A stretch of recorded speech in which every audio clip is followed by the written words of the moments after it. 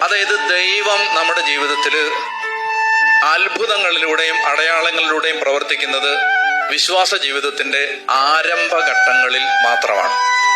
വല്ലവർക്കും വല്ല സംശയം ഉണ്ടെങ്കിൽ ഇപ്പൊ എഴുന്നേറ്റെന്ന് ചോദിച്ചോ. അതായത് വിശ്വാസ ജീവിതം കുറച്ച് മുന്നോട്ട് പോയി കഴിയുമ്പോൾ അത്ഭുതങ്ങളും അടയാളങ്ങളും കർത്താവ് ഇങ്ങനെ പുറകോട്ട് വലിക്കാൻ തുടങ്ങും. ആദ്യം ദൈവം എന്തെന്നറിയോ? ആദ്യം നമ്മുടെ ജീവിതത്തിൽ ഇടപെടുമ്പോൾ രോഗം മാറ്റിത്തരും, കഷ്ടപ്പാട് മാറ്റിത്തരും, എല്ലാം എളുപ്പത്തിൽ ചെയ്തു തരും. പിന്നെ അത് കുറയ്ക്കും. പിന്നെ അടുത്ത സ്റ്റെപ്പ് എന്തെന്നറിയോ?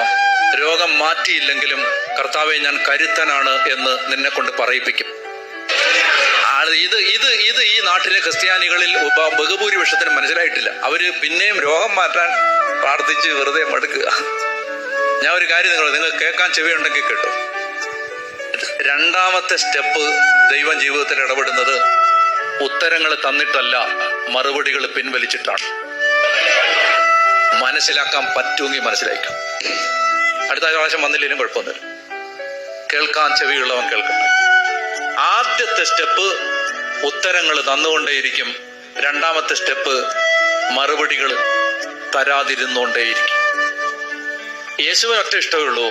യേശുവിന് കൂടുതൽ ഇഷ്ടം നമ്മുടെ ബാഹ്യ മനുഷ്യനെ കൊഴുപ്പിക്കുന്നതല്ല, ആന്തരിക മനുഷ്യനെ ശക്തിപ്പെടുത്തുന്നതാണ്.